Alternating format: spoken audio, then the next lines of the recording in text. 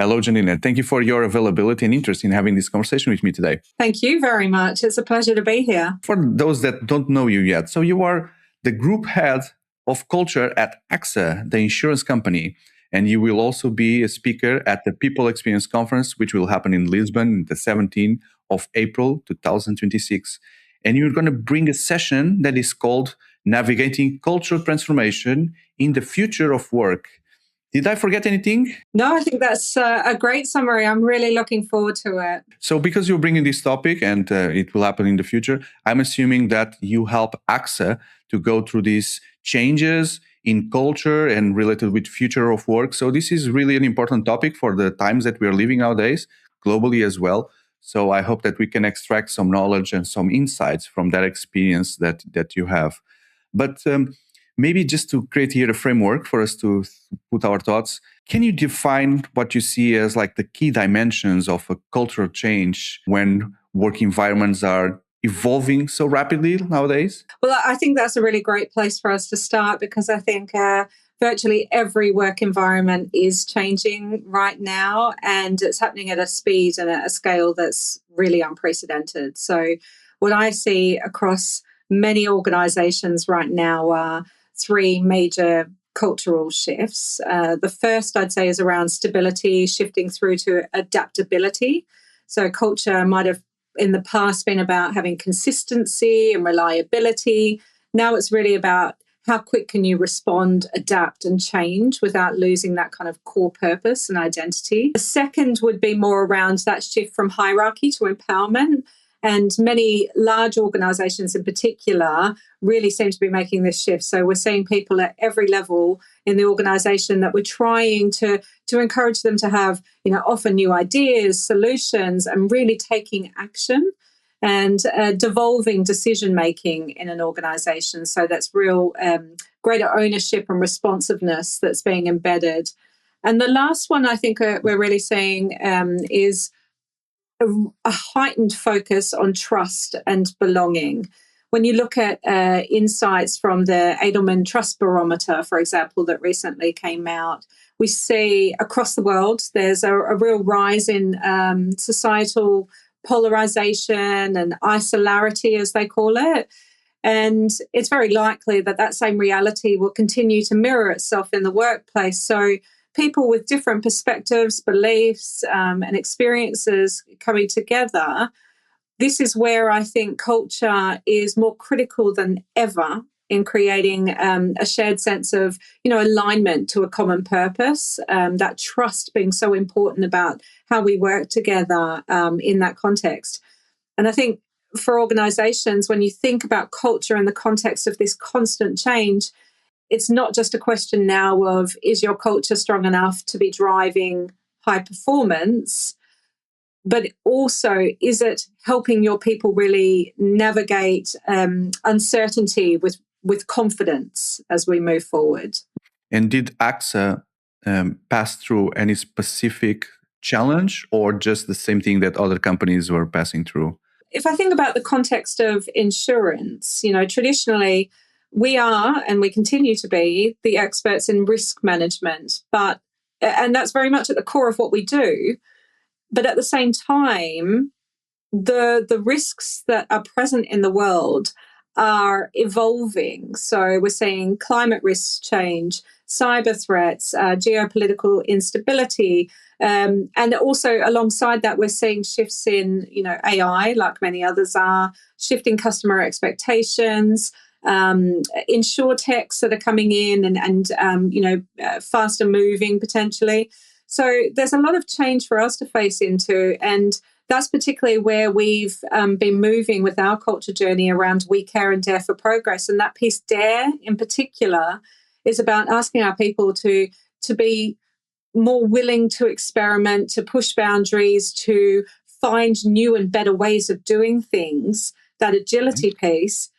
Whilst also the paradox that we face is, whilst also still remaining excellent and responsible stewards of risk as well. So that's the cultural kind of context that we're looking at. So I'm just curious and thinking while I hear you. So at your global position, do you act like a global enabler of these cultural changes, or do you actually focus and work in small pockets of different challenges that happen around the globe. So in that region, the problems are this, in that region, the problems are that. Firstly, I have a fundamental belief that no one person owns culture. It's, brought to life by each and every one of us. Where Right. the way I work is through connecting with the HR leaders, the leaders of our business, our employees across local ones. Exactly. And my role is more around, creating a sense of a global consistent frame for our culture and our ambitions, communicating that really clearly, making sure that it's kind of understood across our different teams, guiding and giving that thought leadership, through both what's happening internally and sharing that best practice, as well as externally, and supporting our teams in the co-creation of that change. So really, it's a partnership, and there's no one kind of global monolithic culture, so to speak. There are some consistent frames that we want to have in place, but at the same time, you're also dealing with a lot of different variation across different country cultures, for example, or variations across different business lines as well. So it's about understanding those and allowing some flexibility at the same time as being clear on what is really important to maintain as a globally consistent experience. No matter where you join AXA in the world as an employee, it ought to feel like this and this, but there's also that freedom for entities to express their culture locally as well. So if you have to choose one region or a country where the cultural changes are more difficult, is there any name that pops out?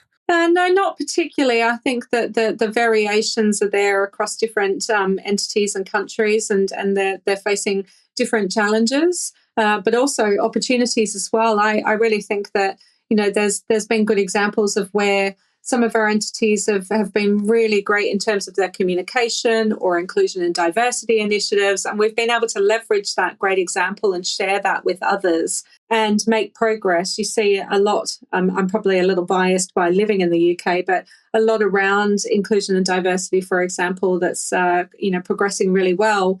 But being able to share that with other countries as well inspires them to take on those ideas as well.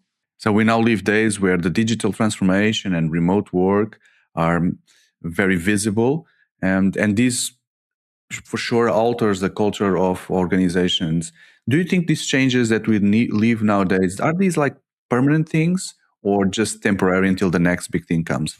Well, if I take the example of hybrid work, I think that was a seismic shift for many organizations, and certainly we were already taking steps in that direction prior to 2020.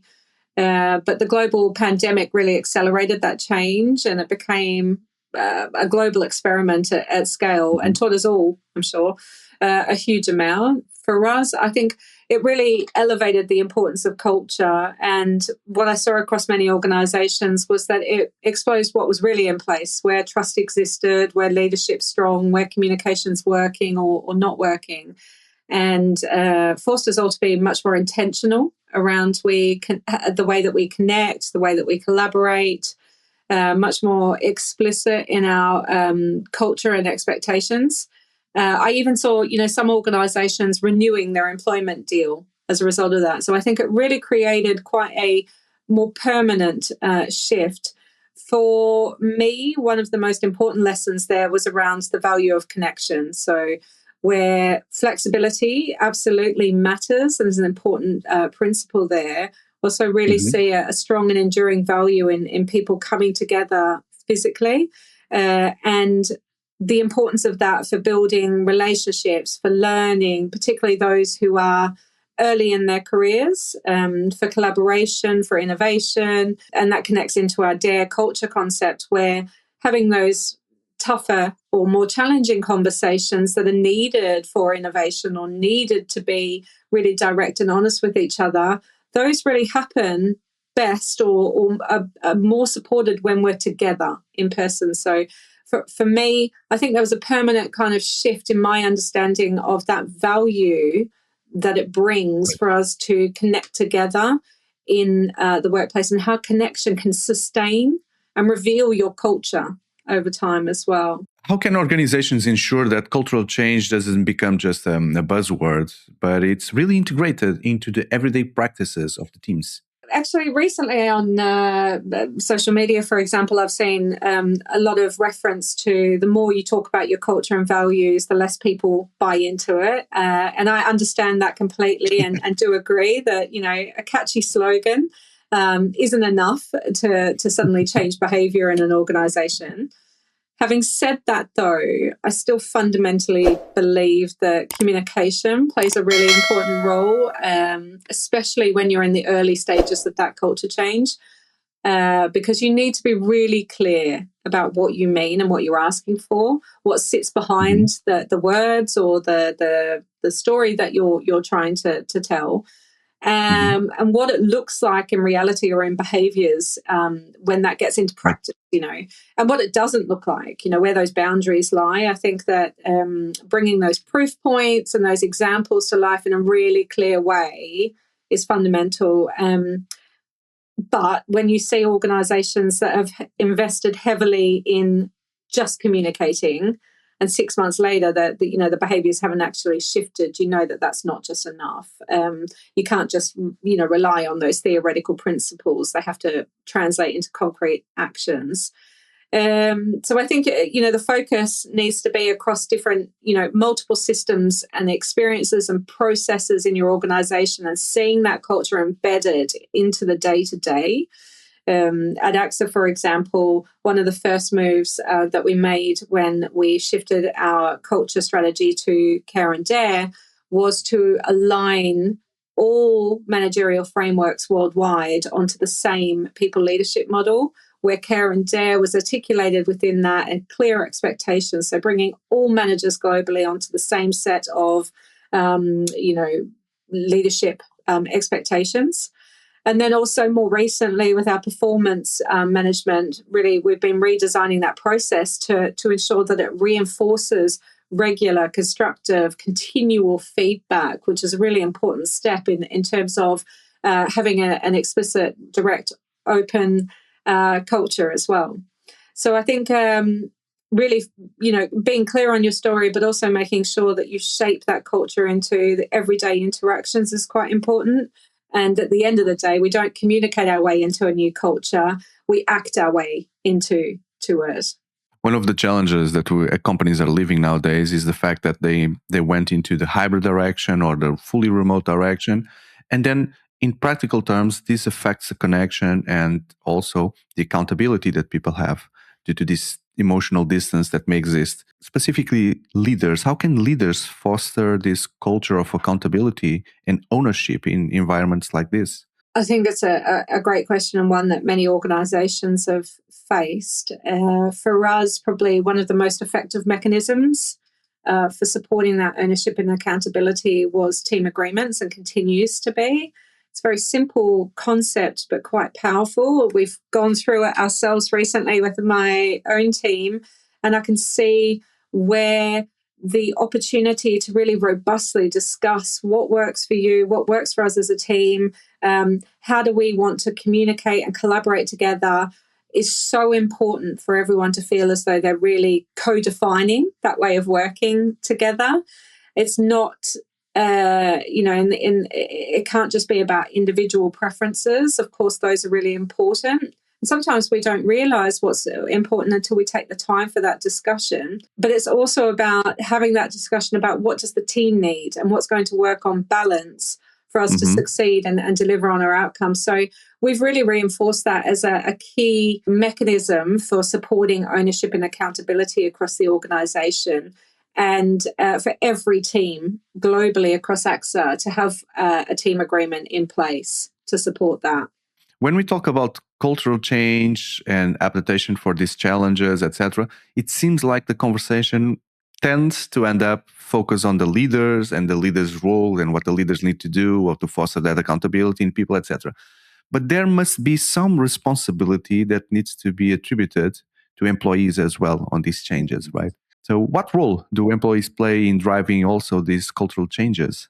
This is something that I talk about a lot because I deeply, deeply believe that, you don't just cascade down a culture. I think employees are not the recipients of the culture; they're actually the co-creators of it. Whether you co-creators is a good word that you've used. Yeah, co-creators commits people into what we are building. Yeah, exactly. And it is whatever you're aspiring to achieve, the culture is happening, also in that same parallel moment, because it is the behaviors, the actions, the way that decisions are made. So I think it's so important to ensure that your people are helping to shape the culture that you're aiming for. There's a really lovely example of this from our business, retail business in Ireland, called Catalyst. And to keep it simple, so our frontline agents working in a call center type environment, often very sort of scheduled, time-bound work.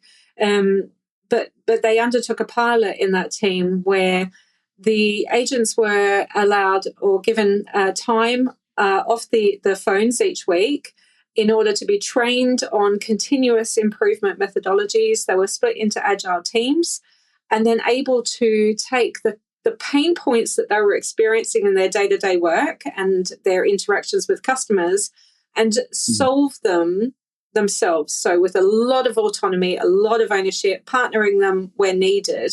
But they became the architects of the change, and they also discovered some of the realities of that change process as well, and where there's barriers or challenges and so forth.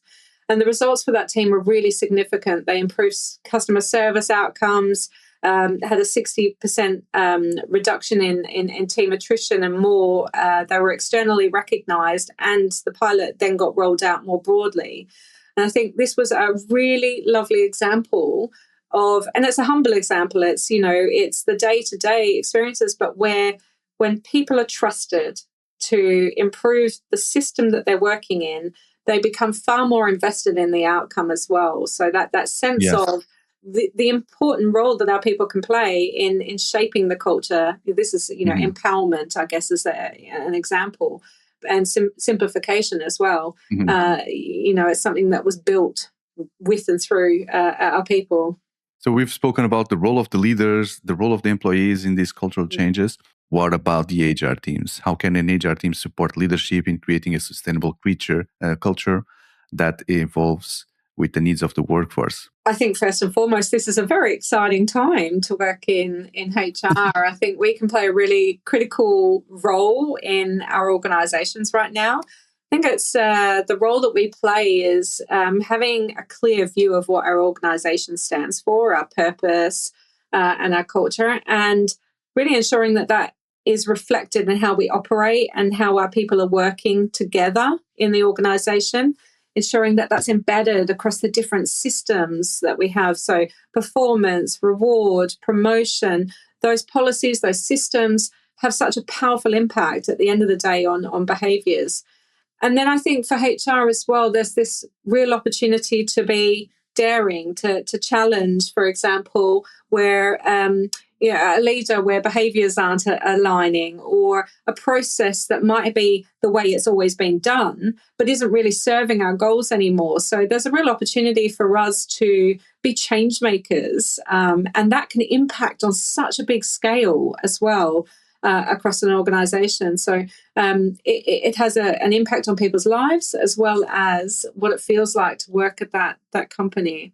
Can you recommend any kind of tool or framework to help HR teams to ensure sustainability in the long term for cultural changes? One of the things that I'm very keen on is keeping things simple. So I think there's a tendency to introduce multiple frameworks, but simplicity often drives greater consistency. So one of the first principles, I guess I'd recommend, it's not so much a framework. It's more about reducing your frameworks, keeping it simple and being disciplined, if I may say.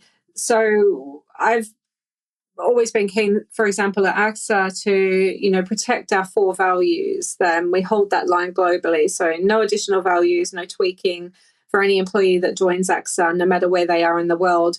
Those 4 values should be what you're experiencing and aligning to.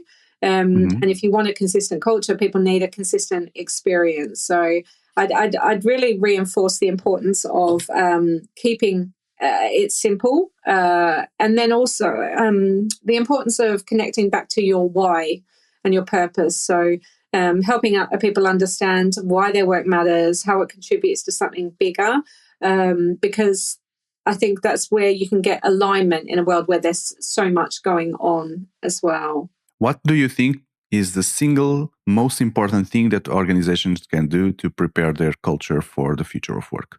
Build a culture that's comfortable with the discomfort of change, because what we know is that the future isn't stable. It's constantly shifting at a speed and a pace that is unprecedented.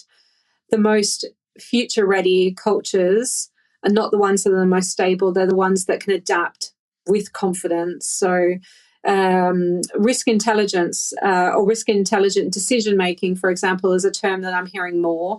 And I think that it's really relevant. We need our people and our leaders to be able to face into uncertainty, adopt new technologies, and have well-developed skills for ethical decision-making through that, knowing that they can navigate uncertain boundaries and make smart choices in the best interests of our customers through that. So I think if we're going to prepare any organization for the future of work, focusing on that adaptability and resilience is key.